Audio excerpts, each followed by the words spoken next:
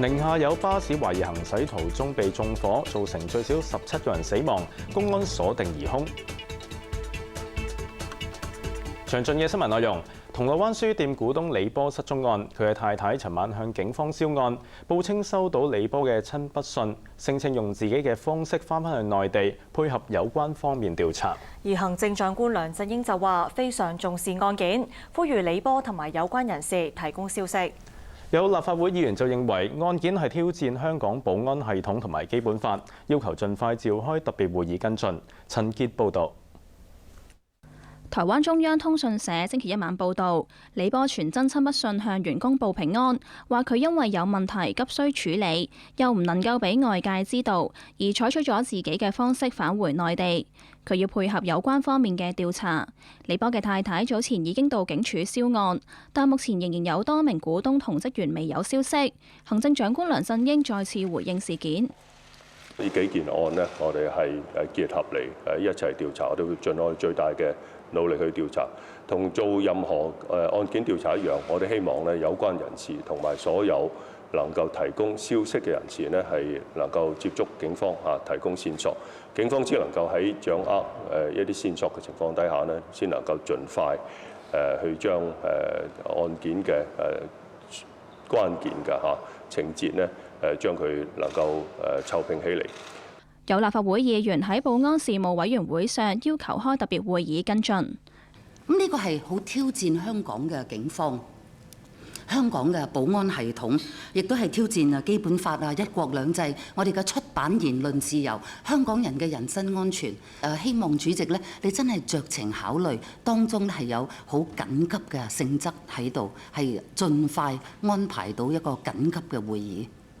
不過有建制派議員話收到傳言，認為泛民議員應該要考慮係唔係繼續討論事件。5條書局友被傳係分別先後坐洗頭艇偷渡回內地縮槍嫖妓，並分別被公安當場逮捕並被拍下片段為證。其中主角李乜個老婆已收到有關嫖娼被拘嘅照片，氣憤之餘唯有死死地氣向香港警方要求急銷案。主席葉國謙就承諾會喺10個工作天內回覆係唔係召開特別會議。亞洲電視記者陳傑報導。內地《環球時報》發表社評，話銅鑼灣書店負責人李波嘅親筆信，令到內地部門越境執法謠言不攻自破。文章話，部分香港反對派質疑李波係喺威逼之下寫親筆信，有嚴重嘅意識形態。話書店雖然喺香港，但係長期出版同銷售大量虛假，以及係針對內地政治書籍，對國家造成嘅損害，早已經越境進入內地。批評激進反對派將香港社會推向邪路，係對香港未來嘅嚴重威脅。強調一國兩制係重要國策，會受到捍衛。但係最重要嘅係防止歪曲展示一國兩制嘅含義，堅決抵制將香港高度自治等同一個政治實體嘅思想。另外，對於有旅遊業界人士反對旅議會實施嘅新措施，並且係發起不合作運動，行政長官梁振英強調，旅議會係政府唯一嘅認可機構，希望業界依從新嘅守則。佢又否認曾經呼籲商界唔好捐款俾本地嘅大學。蔡子璇報導。旅議會元旦日起向業界實施新規例，觸發部分業界發起不合作運動。行政長官梁振英話：佢全力支持旅議會同新任領導層嘅工作。我想喺呢度呢勸止大家，大家一定要共同做好維護旅遊業聲譽嘅工作啊！大家要依從旅議會制定嘅作業守則。旅議會呢係有權力調查違規行為，同埋作出呢個懲處嘅。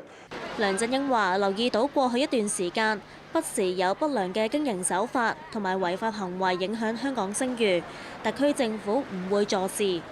另外，對於有傳聞話佢曾經呼籲商界唔好捐款俾大學，梁振英就否認，又話最近有3間大學嘅捐款都係佢促成。對於唔理會反對聲音，委任李國章做港大校委會主席，梁振英話係用人唯才，相信李國章會盡佢最大嘅努力，同成個校委會、校長、學校管理層同師生一齊做好工作。亞洲電視記者蔡子璇報導。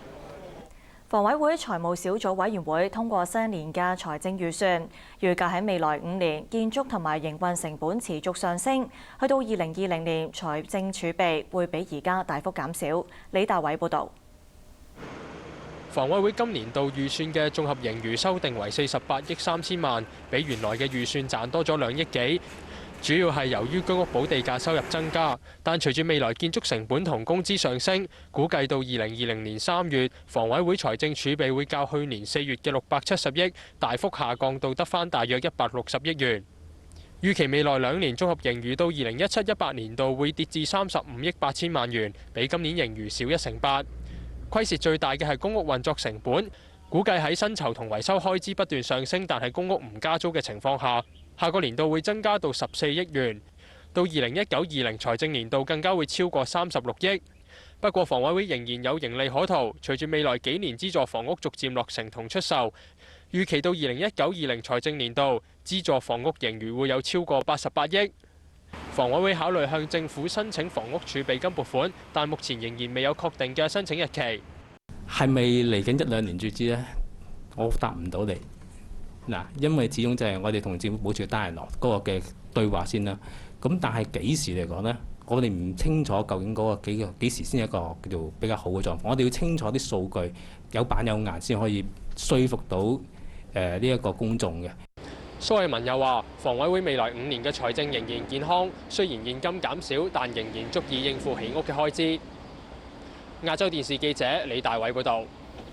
屯門湖景村朝早有私家車懷疑失控，由停車場嘅3樓撞毀石壆跌落地面，女司機受傷，事故原因仍然係調查緊。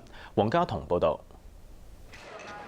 出事嘅私家車4輪朝天跌喺停車場對開，車頭嚴重損毀，而雜物同混凝土就散落一地。停車場3樓嘅一段石壆被撞毀，鋼筋外露。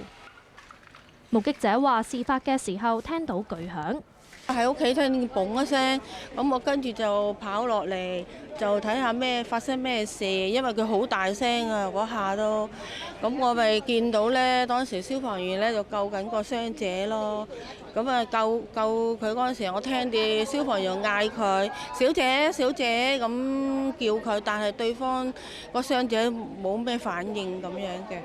現場消息話咧，出事嘅私家車本來唔係停泊喺呢一層㗎，咁至於啲乜嘅原因令到私家車駛到呢一層，再喺呢一個位置衝落去啦，咁就有待警方嘅調查。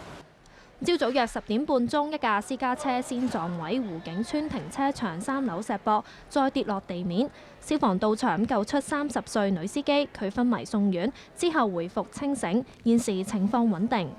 亞洲電視記者黃家彤報導。寧夏銀川市一架巴士喺行駛期間起火，造成至少17死、32人受傷。經過初步調查，懷疑有人縱火，目前已經鎖定疑兇身份。據報疑兇已經被警方拘捕。徐子瑩報導。火勢相當猛烈，熊熊烈火將成架巴士吞噬。有目擊者指，有乘客好似火球咁碌出車廂，亦有唔少人被困。消防到場後約10分鐘將火救熄，架巴士燒淨車架。公安同消防人員到場展開搜證，又用帆布冚住架巴士。事發喺朝早7點，呢一架使用天然氣發動嘅巴士清晨開往銀川火車站期間起火，造成至少17死、32人受傷。傷者大部分都係燒傷，送往寧夏醫科大學附屬醫院治療。其中一人高達99%面積燒傷，生命危殆，正喺度搶救緊。副院長表示，情況複雜，需要時間觀察同檢查送院傷者有冇被煙霧灼傷呼吸道，又或者係軟組織被踩到或者係壓倒等等。當地嘅官員亦有到場探望傷者，而院方就喺急症室設立緊急詢問處，為家屬提供最新消息。警方調查後相信巴士係被人縱火，並鎖定現年33歲嘅馬永平，公佈疑兇嘅資料。網上一度流傳一封懷疑係疑兇嘅遺書，但其後內地傳媒報道，疑兇已經被警方拘捕。亞洲電視記者徐子瑩報導。陣間返嚟報導。新上任嘅港鐵主席馬時亨話：希望高鐵可以喺2018年開通，呼籲立法會通過撥款。工商界表明反對取消強積金對沖機制，林鄭月娥期望僱主能夠將心比己。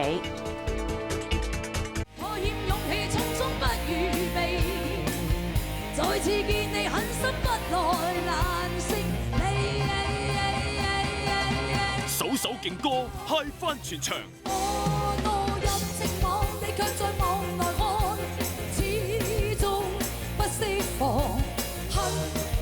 ATV 升級演唱會，李麗霞黑妹，星期日晚8點，本港台。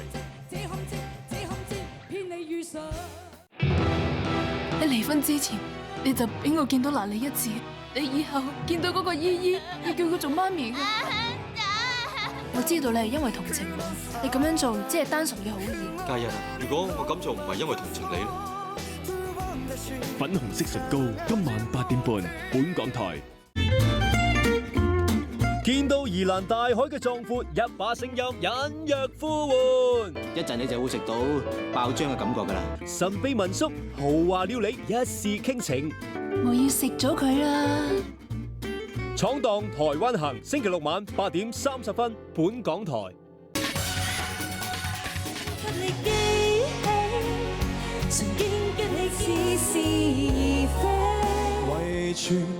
極合襯，好聲音，嶄露鋒芒，新晉殿堂百花齊放。支持香港樂壇，支持你最喜愛歌手。第38屆10大中文金曲頒獎音樂會，星期3晚8點，本港台現場直播。哎呀死啦！今晚食咩好呢？唔使騰，有廚神 Sam 哥出手大顯功㗎，仲諗開餐啊！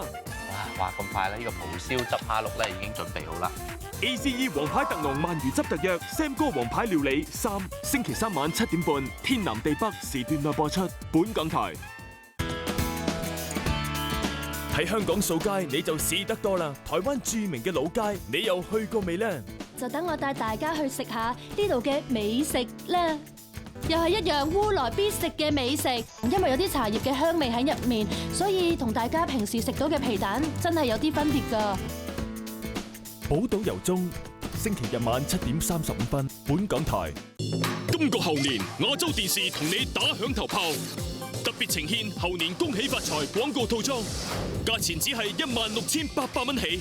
快啲打嚟29928866或者國內熱線862038992131同我哋聯絡啦！2016亞洲電視與你迎金接福。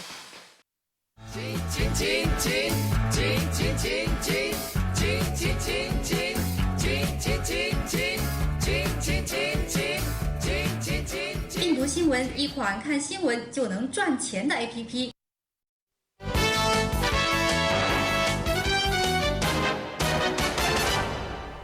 繼續新聞時間，港鐵新任主席馬時亨期望港鐵多項工程能夠如期完工，又呼籲立法會議員通過廣深港高鐵嘅追加撥款。而港鐵又承認，早前政府宣稱高鐵西九龍總站至到廣州南站只係需要48分鐘，並冇將中途停站計算在內。黃迪偉報導。港鐵舊年一共行駛超過190萬班列車，較前年